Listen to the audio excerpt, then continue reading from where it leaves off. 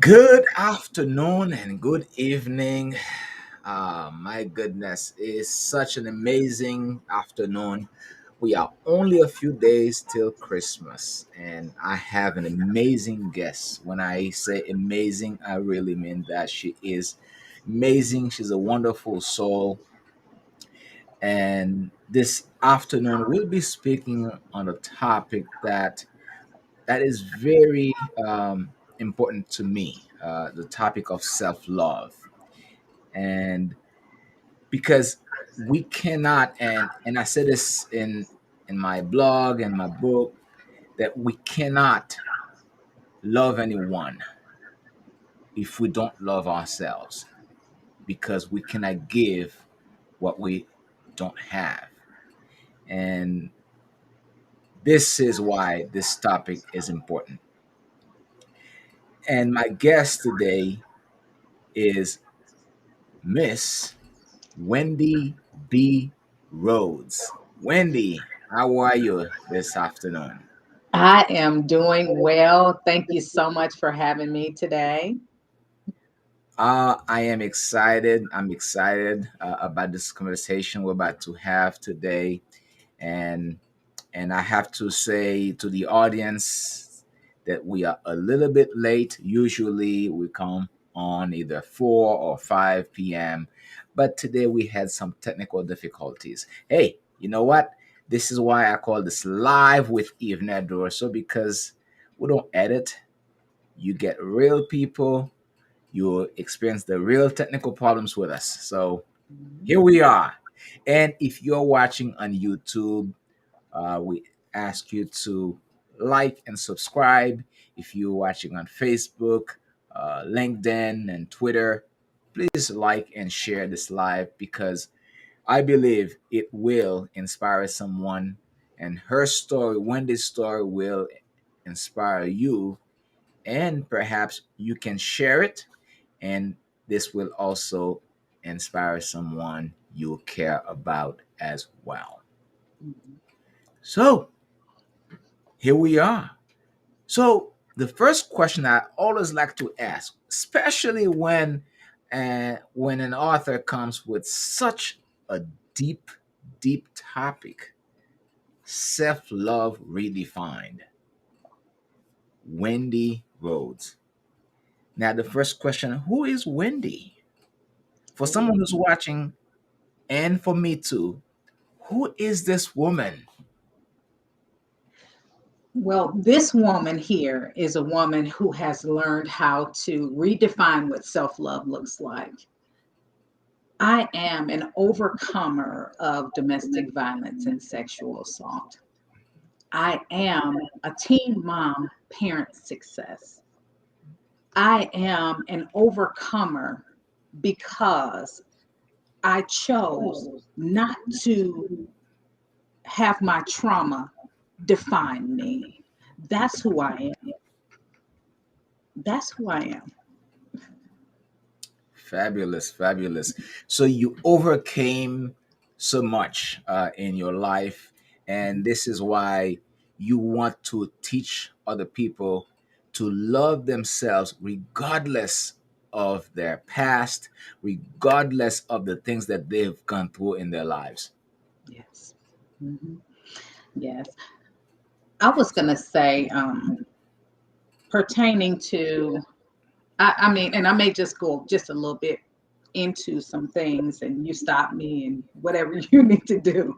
But Absolutely. It's your flow.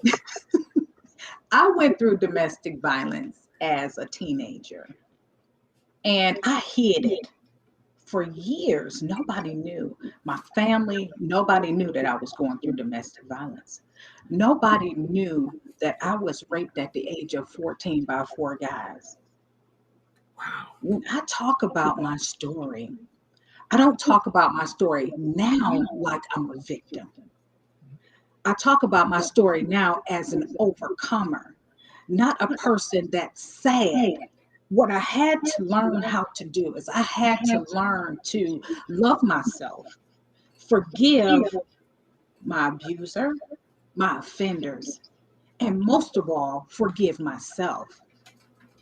Because every time we go through all of these things, the domestic violence, the sex, the sexual assault, the teen parenthood, or different things like that, we always tend to blame ourselves. But when do we turn around and say, you know what? This is life. This is something that just happens. Nobody has the right to force themselves on you. Date rape is real. Nobody has that right. And maybe you're in the wrong place at the wrong time where you think you're with the right person at the right place. But at the same time, it happened. But don't blame yourself for it. And that was my big problem. I blamed myself for being at the wrong place at the wrong time. I blame myself for staying in my marriage longer than I should have in the midst of domestic violence. And I tell people, if he hits you once, he'll hit you again. Because once he get away with it, then that's it. It's open season all day long. But at the same time, when you go through domestic violence, a lot of times we tend to forget about ourselves. We put our offenders first. They're on this pedestal way up here because you're afraid to get them upset in any kind of way. So you put them before you put them before anything. And only thing that matters is what they think and who they are. And that's it. And you always look at them as if they are stronger than anybody that you know. But guess what? There is light at the end of that tunnel. When I finally got away, I found that light. And that light was a rediscovery of who I am and who God says that I am. The fact of being able to look in the mirror and say, I love you, Wendy. There is a reason to smile. There's a reason to love yourself. But every morning I started putting sticky notes on my mirror that said to me who I am, that I am loving, that I am beautiful, that I am fearfully and wonderfully made. And I did this every morning until it sank down into my bones and I started believing it. Not only did I start to believe it, I was that type of person. I've always like kept myself together. Like, you know, I wore nice clothes and kept my hair and stuff together. But I learned how to do makeup. I actually learned how to do makeup in the midst of that. And I was like, girl, you know you look good now. You know, so that's kind of how I was. But all of that helped me to redefine myself. This sexual assault and going through PTSD, you go through those things, but you do have to give it up. That forgiveness is such a valid part. We always say that we forgive the other person, but did you really? We say that we forgive ourselves, but do we really? When we forgive ourselves and forgive our offenders, it takes the luggage off of us. You got the backpack on like a bag lady. So in your backpack, what do you carry? You carry your abuse. You carry your domestic violence. You carry your regrets. You carry all of the aggressions. You carry all of the rejection. You carry all of the things that you thought people said about you. You see people looking at you, and in your mind, you think they're saying this about you when this is the way that you feel about you. But once you start to reverse that thing, and learn how to love yourself, it's a whole different ball game. That bag that's on your back, you take that bag and you start taking your regrets. You start taking your rejection. You start taking all of that out of there, one thing at a time, and you deal with it and you focus on and you deal with you. You're the first person that you need to deal with. You don't deal with them. Their issues is their issues. In my mind, I thought, what would make this man put his hands on me like that? I didn't do nothing to him. And in my mind, I thought about what is wrong with these four guys? What would they get this mess from doing this to somebody? What do they get from that? But that right there, I can't worry about that because I got to worry about my healing. But my healing came from telling my story. The first story that I told about my domestic violence and my sexual assault. My mother never knew. about my sexual assault until 2 weeks prior to the book releasing. I had to get on the phone with her and say, Mom, we got to have a conversation. And I had to do that. And that was hard because could you possibly imagine having this loving mother and a loving father that don't know that these things happen to you? But when I tell you the reason why I never told my mother, it's probably the reason why a lot of teenagers don't tell their parents things. Hmm. Hmm. The reason why I did not tell my mother is because when I got home, it was after the street lights was on. I knew that she had rules. Her rule is do not walk in this house after the street lights is on. I think I'd rather have held that in and hurt myself and just deal with the punishment. I'd rather have dealt with that than to say to her, you know, I was more afraid of her than what had happened to me. And that's the reason why a lot of girls don't open up and tell certain things because they're afraid of this right here versus that. Right. And in my mind, sometimes I would think, if I'd have told my mother, what would have happened? But as a teenager, you don't think like that. You don't think like that. And at the time, I had become a very rebellious teenager. So I was already getting in trouble. So that didn't help. It's like, oh, Lord, now she done put herself in this position. Hmm. So with me being rebellious, it's kind of like, I can't go tell her this. I can't tell her this. I dealt with the punishment. Before all of this happened, I was a very vibrant teenager, very happy, very smart. And all of a sudden, it was like a rug was pulled from up under me. Literally, the rug was pulled from up under me and I shut down. Just like you see in these movies, you see these girls that they are this way, and then all of a sudden they shut down, they don't have nothing, Hmm. just nothing to say, and don't have an emotion. This kind of like, where is she? That was me. That was me. But that was right before my domestic violence, you know? So, Yeah. Wendy, how did you find the strength? I mean, forgiveness is such a powerful word, and many times we say, "Oh, you know what? I forgive you," but what happened to you as a teenager is there's no word to describe it. It's horrible. Now, you said four guys. Hmm. How did you find room in your heart to forgive? Well, I was brought up by two of the most loving parents. And we've never held grudges. We don't hold grudges. We don't,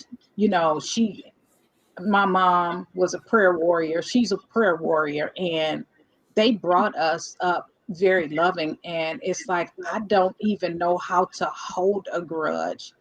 I was angry about it, but I didn't know how to really truly hold a grudge against anybody. But the forgiveness part, it took years. Like I'm 50 years old now. When I Wow. finally told this story, You I should share your was, tea with me, Wendy. Whatever tea you drink.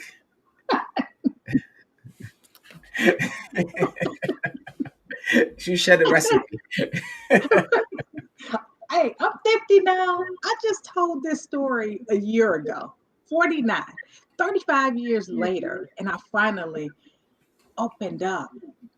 But let me tell you how I opened up. I decided a lady had an opportunity for an anthology, and I said, I really want to tell my story, but do I really qualify to tell my story? Do I even want to tell this story? Yeah, I really want to tell this story. But as I write my story, it was kind of like had this unsettled feeling. I just had no, I was just so unsettled. It was just so, and I was praying and I was sitting there and I was writing and I said, God, what is it? There is something. And I just can't put my finger on it. I just could not put my finger on what it was. I just couldn't. And I started writing down all of these different things like, okay, I forgave him. I forgave him. Um, okay. Do you know how the Holy Spirit give you that little unction? And it's like, okay, you, you still got some forgiveness. And Mhm. so I just started just this whole thing of sitting there. And I just started saying, I forgive myself for putting myself in this situation. I forgive myself for staying with my offender that long. I forgive myself for even putting my kids in a situation where they had to even endure that stuff. And I just went down the line, forgiving, forgiving, forgiving. But you don't even realize how much stuff that you really have just piled up on you like bricks. But after all of that, I realized I needed to cry for the Mhm. 14-year-old me. That 14-year-old me was still sitting inside of me going, hey, I'm right here. Hey, forget you forgot about me. You never cried for me. I need some sympathy. I need you to let go. I need you to allow me to live. I need to breathe. I'm in here. Help. And that's what happened. That Mhm. 14-year-old me released. I cried so hard that day. And I thought about, they said that God takes all of your tears, Mhm. He just captures them. And that's the way that I felt. That God said, thank you. Thank you for giving me those tears because you need to release so you can be all that I called you to be. Mhm. Because I need you to get in place because you got lives to impact. You got young girls that need to hear this. You got people that need to learn how to love themselves beyond their situations, and they are not their traumas. And Mm. that's what I learned. I learned that. Now, we often hear, "Oh, I forgive you, but I don't forget. I forgive you, Mhm. but I don't forget." Right. Now, what do you say? Of course, you forgive them, but Mhm. when you remember what happened to you, when you remember what happened to that 14-year-old girl, how do you Mhm. feel? How I feel now, Yes, now. how I feel now is I really feel redeemed. Mhm. I feel healed from my core. I feel it now. But for the person that's still holding on to it, they're going to feel a lot of anger and a lot of regret and a lot of those different things. And that's how I felt for a long time. I felt like that for a long time. But now I feel healed because I was able to actually deal with her. I was able to deal with her. Yeah. I But often as hear far as, stories. I oh, often sorry. hear stories that uh, either girls or boys, and at the very young age, there are some people that trust, and those people may be friends, uncle, aunt, but the same people that they trust sometimes violate the trust. Yeah. What were the signs that those boys or Mhm. that violated your trust? Did you see any sign that showed you that you know what they had those intentions to hurt you? Well, Did you see any first signs? off, first off, I was a teenage girl who was boy crazy. Okay. So first, I'm a teenage girl that's boy crazy. What do you mean by boy crazy? Really like boys, like, oh, he cute, he cute, he cute. Okay, I That got it. type. Oh, he cute. Oh my goodness.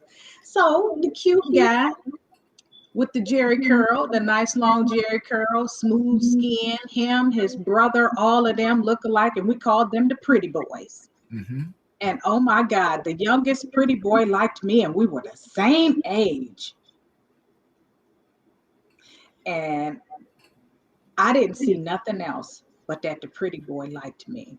the beauty. And he was in my neighborhood. We had talked on the phone a couple times, and he said, "Hey, I'm not far from you." He's like, "You want to come over to my cousin's house?" I'm like, "Yeah." So it's probably about 10 minutes walking distance from the house. A teenager, 10 minutes is like 2 seconds, Mhm. and I was so pumped. I probably did cartwheels going all the way over there, but like seriously, I'm like, oh my God. So here I go. I done put on the tightest jeans that I got. I'm looking good. Got my curl popping, had the curl all the way down here, juice popping. So I get over there, and his brother is older. His cousin is older. The family friend is older. I had no reason to believe that they would do that because he was the youngest out of all of those, and they were so much older than him. I had no reason to even feel uncomfortable. But the only thing that ended up happening that was weird is that they had music on when I got there, and it was like normal. And then all of a sudden, the volume went up like louder than ever. Mhm. And that's when it happened. That's when it happened. It was like having an out of body experience. Like I'm standing over there watching myself go through this stuff. Wow. I'm standing there watching myself go through this. It's like, and when it was all over, the one that was the oldest of all of them, he walked me home carrying a brick to my head, threatening me. Oh my goodness. Yeah, he carried a brick. He literally walked me just about all the way home. Just about carrying a brick. Wow. So what would you say, what advice would you give to a 14-year-old right now, and who's what's the word you that you Boy use, crazy. boy crazy, who's boy crazy? And hey, listen, boys are also girl crazy too. So I mean, I think all of us are. Right. Yeah. At some So point, who's boy you know, crazy? But what advice would you give to a girl who's boy crazy and who's not careful, who's careless? They go to any parties that they are invited. What advice would you give to a girl like this? well, the advice that I would give to a girl that's like that is don't be alone. Don't be alone. Not only don't be alone with them, but don't go by yourself. Mhm. And if you have a close friend with you, keep her as close as possible. Because the chances that I'm doing anything is kind of slim to none when it's more than just you. Mhm. But had I known then what was going to happen, like I would have stayed focused on school more. I really would have stayed focused on school more than, and I mean, I was a straight A student. I mean, I could, pass tests without studying. So, but then it was like after that, I felt dumb. Like I was dumbfounded. Like all of my knowledge went out the window. And that's the way that I felt. And I think that's why it was so much easier for me to be taken advantage of and being abused physically as a teenager because I was like 16 when I encountered domestic violence and it went on for over 18 years. Oh wow, wow. So Yeah. you were married at 16, or I you was were actually, I got married at 19. okay, I was married at 19. We started dating at 16. 16. Okay. Yeah. I had my first son when I was 15, but not by him. So it's, when you think about this whole life that I've lived, so you got this roller coaster of being 14 years old, being raped. Then you shut down. Then you start to trust someone that has always been a family friend. They Mm. get close to you. Then you get pregnant by this person. and this person almost pretty much just rejects you and just have nothing to do with you. So now I'm in this bubble, like, what just happened to me? And it's like, now I done went through rejection, and now I have a child that I have to take care of no matter what, as mama's baby and papa's maybe. And Hmm. I'm like, and I had a good support system with my mom, you know, but yeah. And then this guy slid on in there, and he was sweet and nice and all of this. And see, that was the part that got me, is the sweet and nice. The sweet and Always got nice. me. It just So sweet always. and nice is not always sweet and nice. No, nope. Sweet and nice. When I started seeing the signs with him, it was too late. It was like, it was weird. It was kind of like, when you dealing with somebody, and this is for adult women too, Hmm. you start dealing with somebody that wants to take all of your time. Not only do they want to take all of your time, it's, oh, I wanted to spend time with you. No, continue to have your life. Continue to have choices for yourself. Just because they say they want to spend time with you, make them wait. Spend Hmm. time with them on your own time when you're ready, not just because you already got these plans and you change your plans for them. For them. That's a control tactic. Right, right. It's going straight down that control. And I was still in high school. Just a refresh, we have the amazing Wendy Rhodes with us. We're talking about self love redefined. And Wendy, and I know you started telling your story for a while now. Can you Mhm. tell us what transformation came from telling your story? Woo-hoo. The transformations that came from telling my story, I've been able to tell other stories. And actually, I've been able to dig in deep and find myself. Like, it's a whole nother side to me that I didn't even know that existed. Like, I could literally sit here right now and start writing a book and finish tonight. Wow. Just open me right up. I can just write a book right off the bat. I can get in front of an audience and speak like nobody's business. And I have transformed in such a way that my mental, physical, and emotion all line up, all together. They all line up. It's like, if I feel a certain way, then I feel it. And that's just that. And I make decisions because if I want to do something, I'll say I want to do it. If I don't want to, I, it's so different now. No is an answer as well as yes. I've learned how to use no as a full sentence with an exclamation point.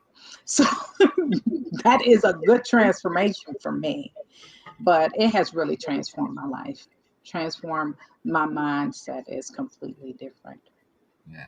So, coming back to self love, what are the things that you think um, cause someone to have, um, you know, not just low self esteem, but uh, a lack of self love? What are the things that you think that can cause someone to have a lack of self love? When I go back and I think about a child, um, it starts as a child. It Hmm. really does. It starts as a child.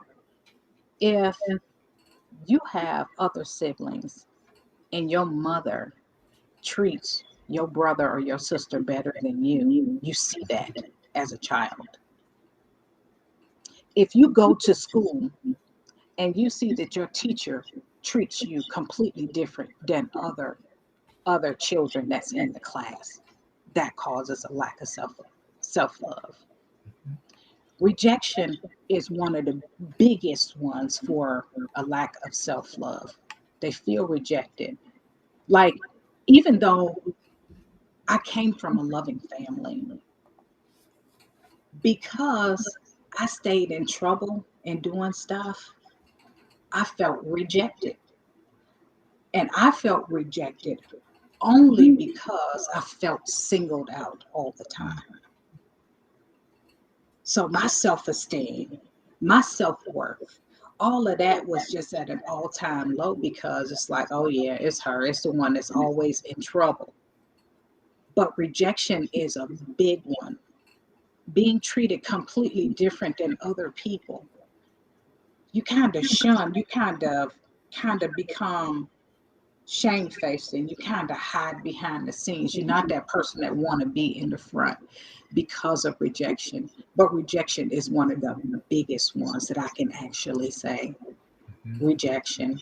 And sometimes when you think that people can see your hurt on the outside, when you think that people can see what's going on with you, that is big. I used to walk in a room and I'd swear up and down somebody knew that I had been getting beat on, and I wouldn't have a bruise, but I wore my hurt on the outside. Mhm. And so that was, yeah, and my hurt, everything just was right here, and that made me stay away from people. Mhm. So because I stayed away from people, it's like I couldn't get into the in crowd or even wanting to be around a lot of people because I was just afraid. Didn't want to get close to people. But the rejection is one of the biggest ones that I would say is rejection, is with the self love, rejection, and lack of attention as a child is big because, like I said, it starts at an early age. It really does start at an early age. Wendy, you wrote a book with such an amazing title, and in fact, the book is the title of our topic today. Um, Actually, no, the premise of the book is the topic of of this live today. Mhm. Uh, the title of the book is, and the book is available on Amazon. Is I Did It: Teen Mom Parent Success. Uh, can you tell us about this book and who you wrote this book for? This book was a vision that God gave me. He gave me this vision. It was so much that happened when I was pregnant with my son. And it was so many things that had happened. But I was questioning, what did I do right? Like, what did I do right, God? What did I do? You were a teen mom and you Mhm. did it successfully. I'm like, yeah, that's right. I did it. And that's this title is I Did It, Teen Mom Parent Success. Mhm. This book is written for that teenage girl, that teenage boy, that family, that friend that think just because a girl gets pregnant as a teenager that her life is over. Mhm. There's 12 women in this book that says otherwise. They say otherwise because we defied the odds.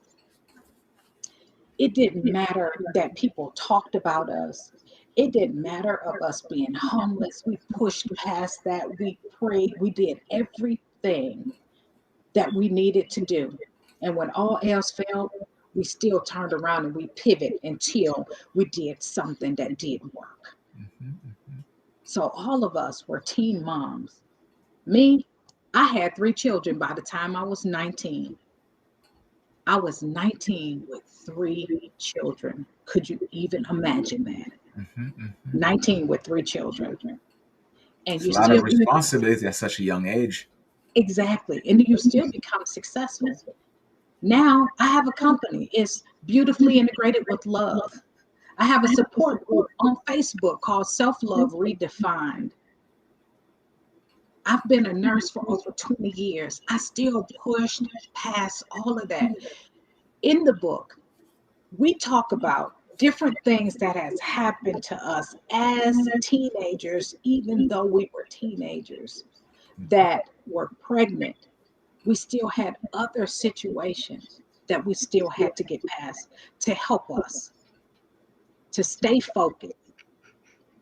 There's doctors in the book, there's nurses in the book, there's people that have their own company in the book. I mean, but it's not to say that you have to be a lawyer, doctor, nurse, or whatever in order to be successful in raising your children. Because my mom is in there and she didn't work. Her job was us, but she successfully did it. Not only did she successfully do it, she was a servant leader and she helped so many other people along the way. So That that's is what this book is about. that is so important because I grew up in Haiti, and I came here when I was 18 years old. When I was a kid, whenever like a parent, they have a child, especially if it's a girl and the girl gets pregnant. Usually, what I hear, oh, you know what? We're gonna go ahead and stop you. You're not gonna go to school anymore. We're just gonna uh, get you married with the person who got you pregnant, and that's it for you. Hmm. But you did it differently.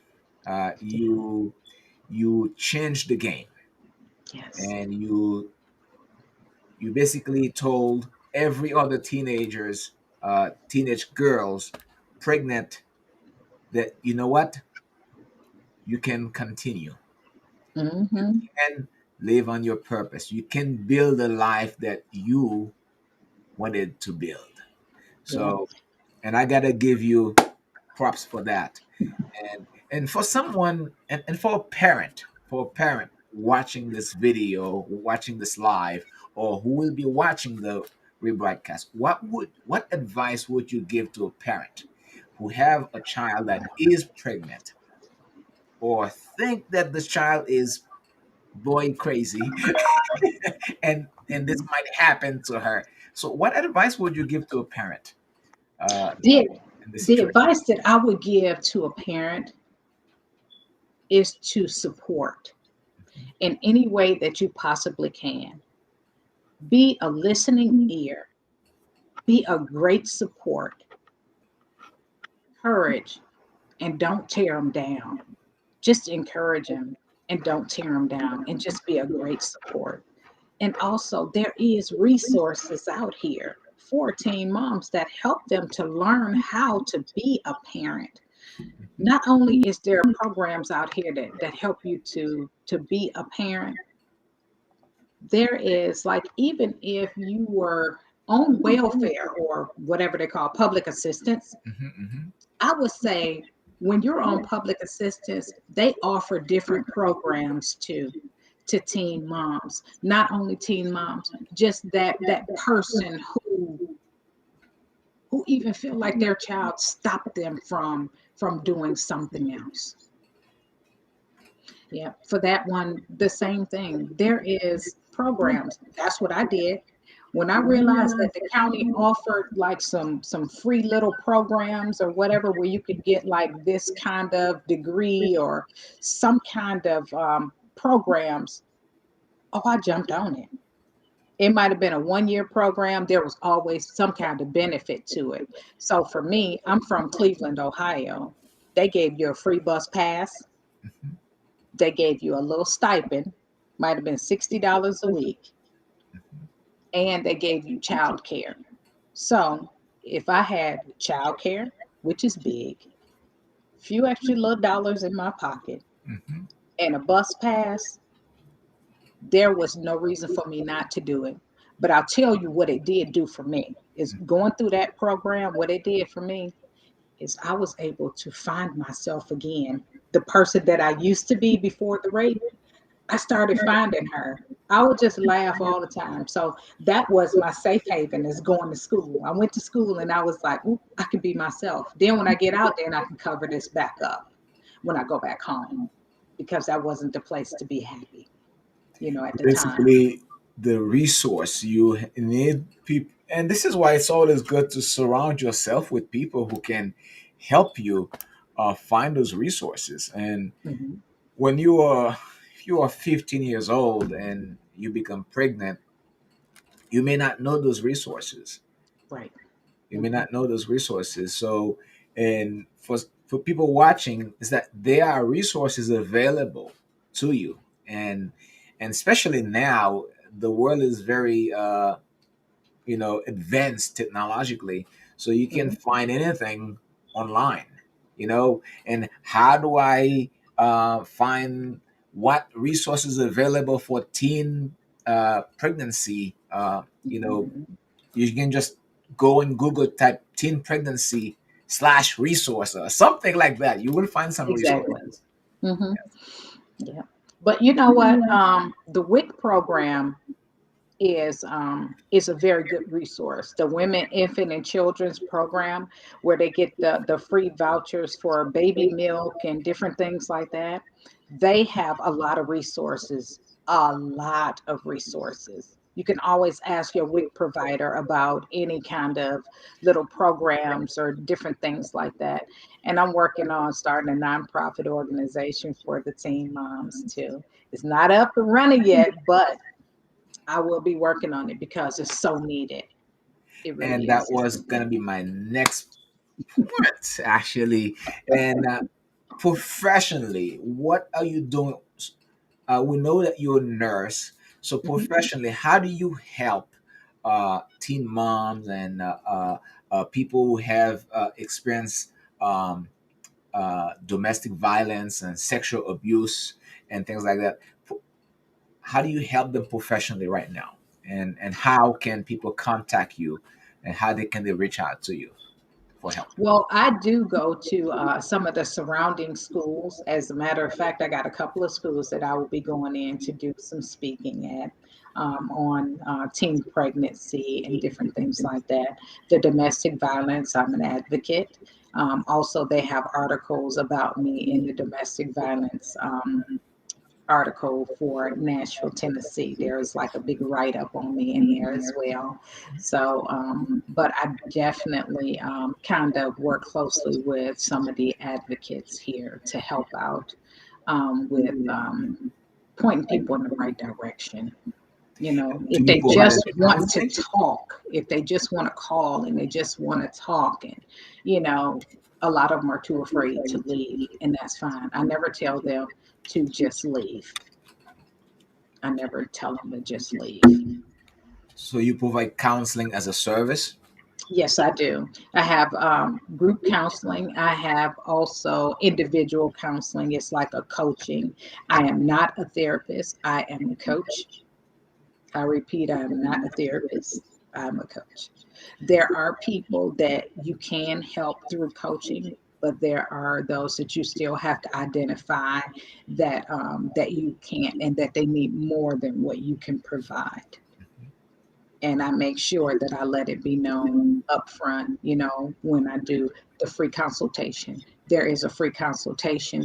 If you go to my website, Self Love Redefined, I do have where you can go ahead on there and set up for a free consultation. Yeah. Awesome. So if someone is looking for a consultation with you, they just Mhm. go to selfloveredefined.com and they can book a session with you. Yes, they sure can. Yeah. And that session, is it like a weekly session, or until they get better? It will be a weekly, and it's like in 8-week increments. It's like Awesome. doing a care plan. So basically, I do a care plan just like you do in nursing. You find out what the problem is, how we can get to a solution, how will we implement it, and the outcome. So I'm like, this is all nursing. It's just like nursing 101 for me. Mhm. But, you find out the problem, what our solution is, how we implement it, and the outcomes. And if we have to keep pushing forward, as So long as we get some results, we're moving. so Yeah. powerful. Now, was there a switch? Like, was it a switch that turned on for you and caused you to start, you know, helping people, helping teenage girls? And I know that you've experienced it. You know what? Then what was it like for you? What was that moment? I say, you know what? I do not want teenage girls to go through this. I want to be for every teenage girl that I know that I can um, come into contact with. I want to be that person that I did not have. What was that switch? I will tell you, I was a certified nursing assistant instructor. I dealt with a lot of teenage girls. Quite a few of them were pregnant. And I was a resource to them like no other. It was like I tapped into something that was just sitting there, and it was just like that thing just nudged at me so much, and I was able to really talk to them and advocate and help them to think about things differently in their lives. And that was a switch. That was a huge switch for me. But at the same time, I know what I went through, and I never want to see another teenager go through that. And my experience as a teenage mom was not, it was traumatic, but it wasn't so traumatic in a sense. I don't know if I'm explaining that right. It was traumatic in the sense that I went through domestic violence, Mhm. but like I was natural because I knew how to love. And I gave my kids all the love that I had to give, no matter what. Wow.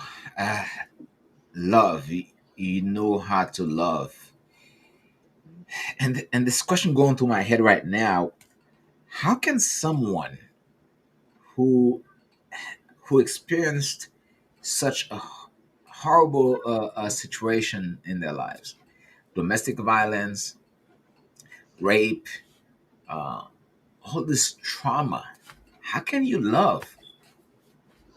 How I can love because I was given a lot of love. I came from love. I have a very loving family, and that made all the difference in the world. I watched my mom pray every night, and I watched my mother pray over us. And she had so much love that, like I told you before, I don't know how to hold a grudge. I don't know how to. Mama always made us focus on what's right. And she tell you, you're wrong, but you focus on what's right. I came from love. I have a loving family.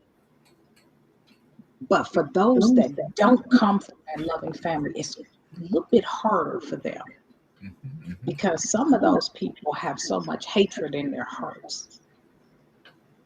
And me, I try not to harden my heart in any kind of way. If I feel myself going too far to the left or too far to the right, I have to refocus and I have to pray. Mhm. Prayer is such a big thing for me. It's such a big thing and it's so important. It's so very important. There's nothing like it. And I know it's easier to say Mhm. than actually do it, as far as how to not hold grudges. Yeah. It's easy to say, and which is a problem a lot of people uh, deal with, holding grudge. And I've had people say to me, "Oh, I just don't care about it. I just brush it off." And I said, "No, it's not. It's not that I brush it off. It's just that holding grudge doesn't serve Mhm. me. At all. At It all. doesn't serve me." Mhm. And I feel like if I'm holding grudge, and I look at the grudge as a backpack. If I had one here, I would do a demo as a backpack. Right. It's Yeah. very, very, very heavy. And Mhm. if you have a backpack on your back and you're trying to run, It just weighs you down. you're going to have a very, very difficult time. It weighs you down. So I Mhm. look at grudge the same way. Yeah. So in order for you to really continue, in order for you to really move on and live your life the way you should, the way you were intended to live your life. But if you have Mhm. something heavy on your back, how are you gonna do that?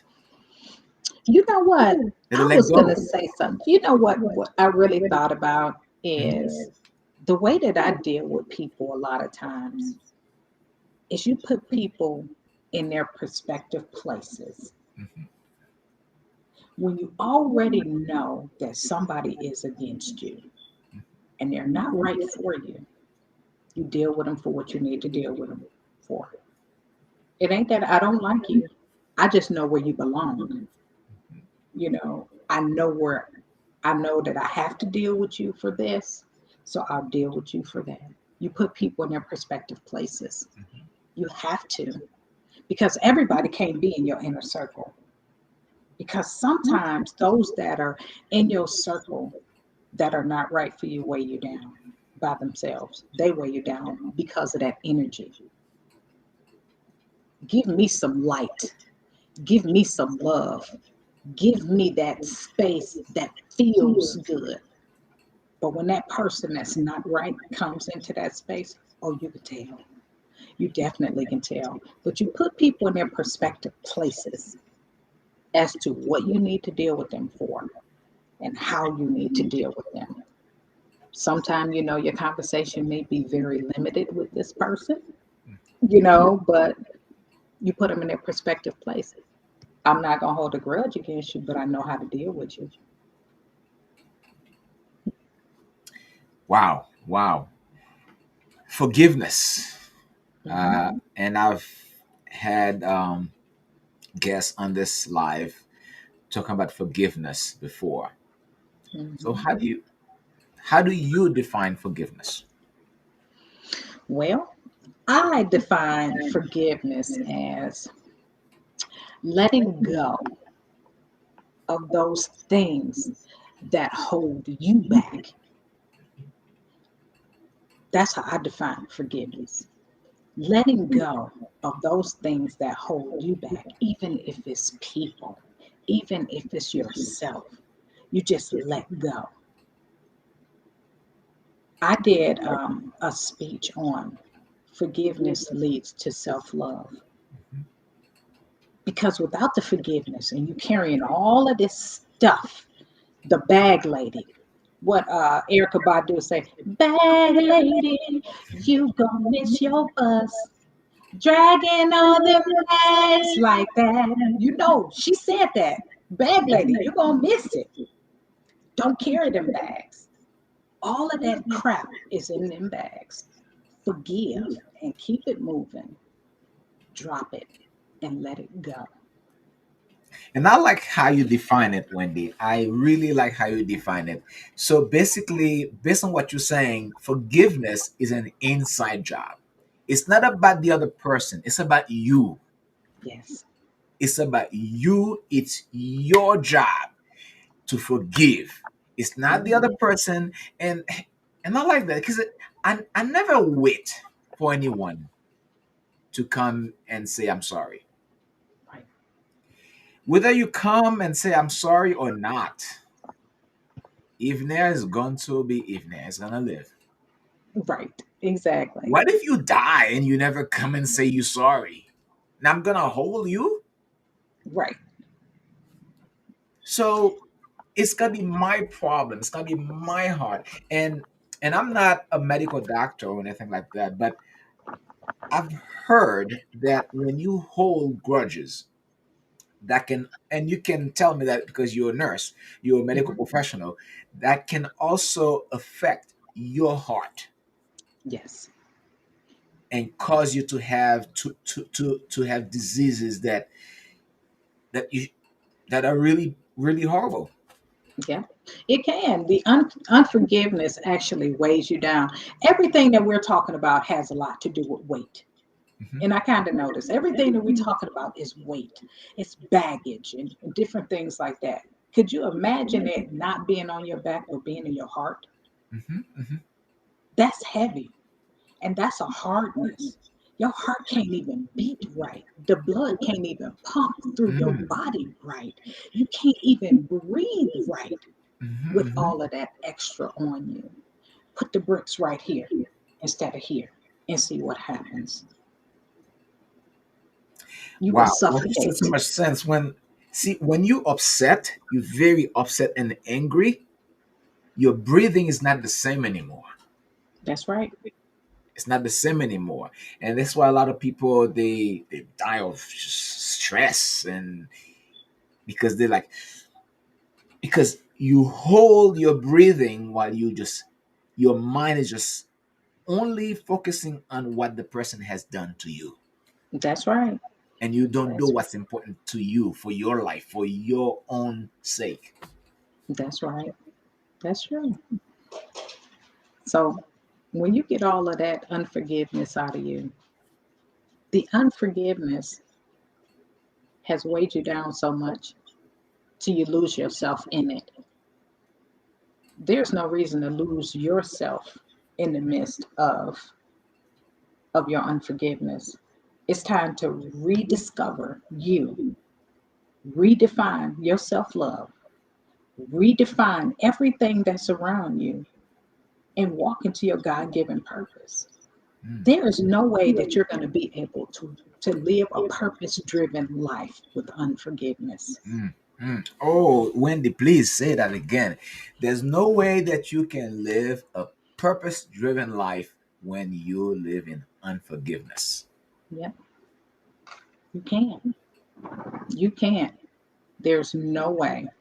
I wouldn't even feel right if I'm sitting up there I'm telling people this and that, or I'm trying to show them how to love themselves and try to get beyond their traumas, because that's mostly what I do. It's more of getting beyond their traumas. If I'm trying to tell you to get beyond your traumas, then I'm a hypocrite. If I'm Mhm. sitting up here holding a grudge against somebody or holding unforgiveness in my heart, then I'm dead wrong for trying to help you, because I'm the one that needs help. Mhm, I mhm. need help. So you get past you first, and then you can help somebody else. But that's the reason why we always say about, okay, filling other people's cups. When people want so much from you Mm, and your cup is empty, you can't help them with an empty cup. The way you can help somebody is when your cup is full and running over. When your cup is full and running over, then you can put that cup right there to grab what's extra that's coming out of it. Because then we both can be whole. mhm, We both can be whole. Or maybe I'm whole and you trying to get there. Then I can help you then because I'm already whole. mhm, mhm, mhm. And I don't have that extra on me anymore. I just don't have that extra on me anymore. Girl, come on and get you some of this cup. Let me give you some of this juice that I got. Mhm, Because, mhm. that's it. You Yeah, have to. and I made that same statement in my book, like regardless, you cannot give what you don't have. Exactly. And you can't forgive someone if you don't learn to forgive yourself. You can't That's right. love anyone if you don't learn to love yourself. Hmm. And and and I put it differently, self-love, loving anybody is a the prerequisite is self-love. Yep. And you gotta love and accept yourself unconditionally Yep. and know that you are valuable. Yep. Accept all of your flaws. Yes. All of them. It don't matter. Every roll, every lump, every bump, every cross eye, every glasses, every loose lip, every big nose, little nose. It does not matter. Love yourself no Mhm. matter what. And God run your created race. us. Yeah, exactly. And it Run your don't race. even matter what color. It don't matter. Red, green, blue, purple, white, Hispanic, Mexican, whatever. I Yeah. love all people, no matter what. I have dealt with a lot of different patients that look at me like they don't want me in their room. Hmm. I've dealt with a lot of them that they don't want to be bothered with me. But Even though you're trying to help. yeah, but guess what? It's my responsibility as a nurse to shift the atmosphere. It's my responsibility to use communication effectively. It's my responsibility to have etiquette when I go in that room. It don't matter what nobody told me about that family that don't like black people. It's Guess what? ignorance. I'm still walking in there Yeah. and I'm still gonna do it like I usually do. Good morning, how you doing today? And you can look at me all you want to. And that's fine. That's fine. But I got a way that I communicate that they're gonna be laughing before I walk out that door. Mhm. Not only are they gonna be laughing before I walk out that door, they're gonna be asking for me. And that's when you know that you got the stuff. You got what it takes to communicate with people. Communication and etiquette is everything. I walk in some of those rooms that they were, oh, hey, Wendy, how are you? The same ones that was like, Mhm. it's the same ones that be like, oh my God, it's so good to see you. Mhm. Same ones. But that don't mean that I go outside and tell my coworkers, see, I got them wrapped around my finger. I don't have to do that.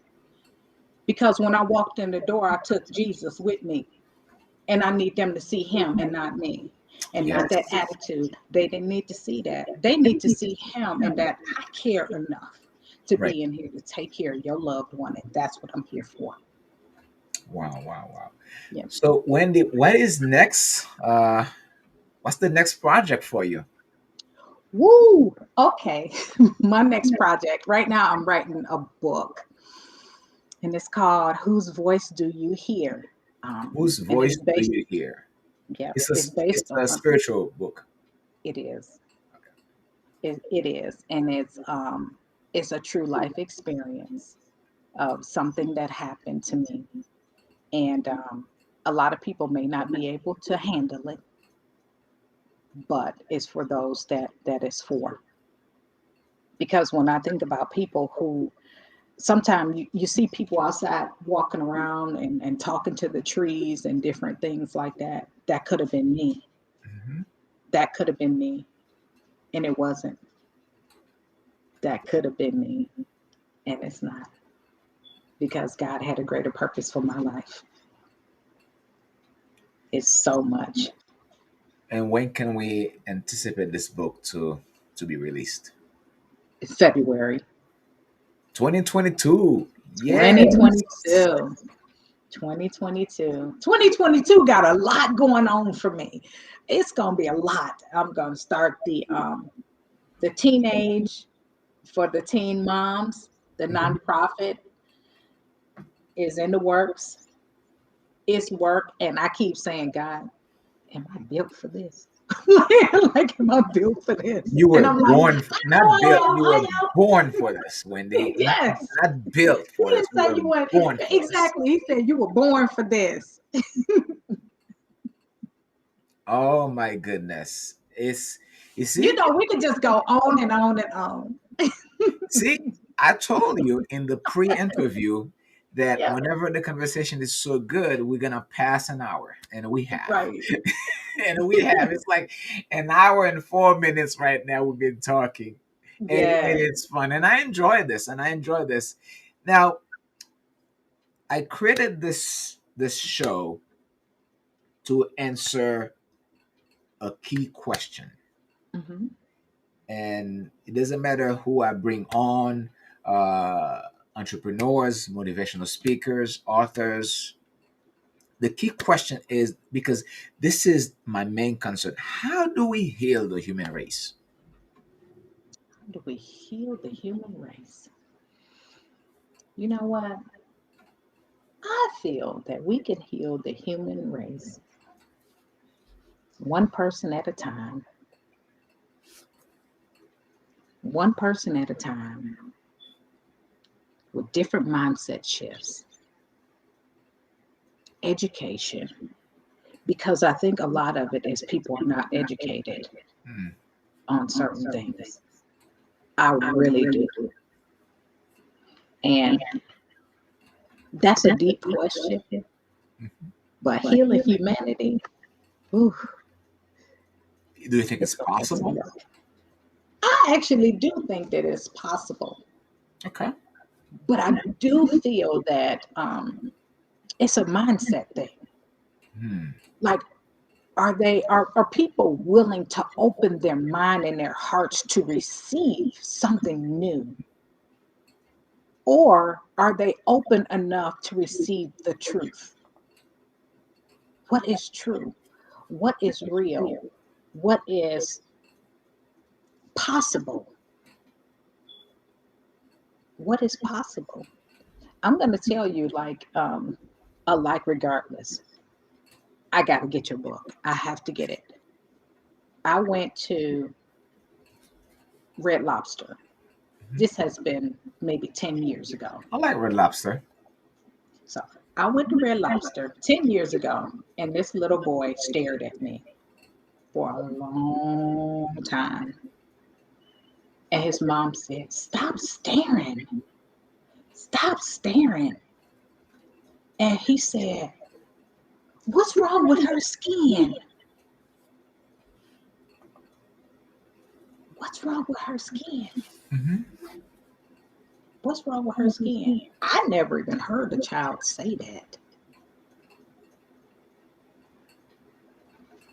And I tried to listen to see what she told him, but I didn't hear it. But I just wonder in the back of my mind, what did she tell him?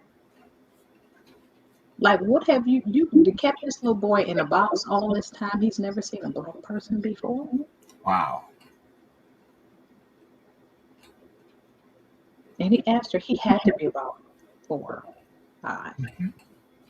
What's wrong with her skin? Why is she so dark? I'm like, I ain't even dark. Look, you know, like,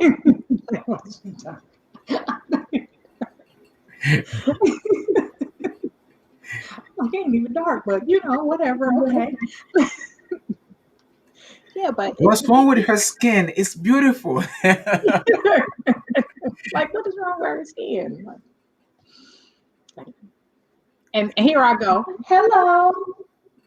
This me. Hello. He goes, like, looking at me like that. But I don't know how to heal humanity. I don't. But the only thing I can think of is education, Mhm. education, communication. and and I agree with your answers, and I do. Education, awareness, because Mhm, when we don't know, and this is why I make it a point to engage in conversation with people. mhm, And the other day I was speaking to a guy from Mexico, and we were talking about this, and he said people need time to get to know other people, mhm. because when we know other people, we don't judge them. Right. And a lot of things that we see going on, and I don't want to get to a different topic. And when we look at police brutality, for example, which is something going on in this country for forever. It's been going on Right. for a long time. And what I understand from that, the same people that are there to serve you and protect you, they don't know you. They don't live in your neighborhood. Mhm. How can you protect what you don't know? And how can you protect what you don't love? That's true. How can you protect what you fear? Yeah. And you would hear whenever an incident happened, oh, I was feared. I was fearful. I feared for my life. What was the fear? So And you that's cannot always the protect, answer too, you is I cannot feared my protect life. and Mhm. serve what you fear. So fear is a big element of the divide that we have in the world. Right. It is. It really is. Yeah. Yep. It really truly is. So you shouldn't get a copy from elsewhere. You gotta get a signed copy by me. So I definitely want my signed copy. I want my if signed anybody copy. watching this live, you want a copy, you gotta get a signed copy. Either reach out to me on Facebook, LinkedIn, Twitter, or wherever you're watching, YouTube. Send me a message, reach out to me on Instagram, get a signed copy. So, Wendy, is such an honor. I mean, this topic is one of my favorite topics, self-love, and I like the way you put it, self-love redefined. And we have to redefine the way we love, Yeah. the way we love ourselves. What is it that we have to do to love ourselves, despite of, despite of our past, despite of the things that we've gone through, despite of the pain, the emotional pain that we've gone through in our lives, we can still love ourselves. We can still love and accept ourselves unconditionally. We can still understand that we are valuable and run our race according to our pace, regardless of someone else may say, because it's not what they say about you, is what you do with Mhm. it. Ah, woo! Man, I can't believe I can go on all day with this topic. I Look can at go how long we've all been on here. day. Look at how long we've been on I here. I know. Oh man, I am excited. I'm happy. I'm happy. So, and I am hoping that we can have another conversation about Yes. your new book in February. Is that a Mhm. deal? Ooh, that's gonna be good. It's gonna be good. It's gonna be good. It's It's gonna be going to be good. good. Mhm. Awesome. It's a pleasure having you, Wendy. I wish you the best. I wish you a Merry Christmas and a Happy New Year with you, your family, and and I know that everyone around you, you have such a positive energy. You breathe positivity to other people because you have done that to me. So I appreciate you. So Thank you so much for having me here. I am so blessed to be here. yes, so keep being the best version of yourself. Yes, definitely. So thank you so much. All Have a right. good evening, everybody. This is the last show of 2021. Last show. Merry Christmas, everyone, and see you next year. Thank you. Have a All good right. evening.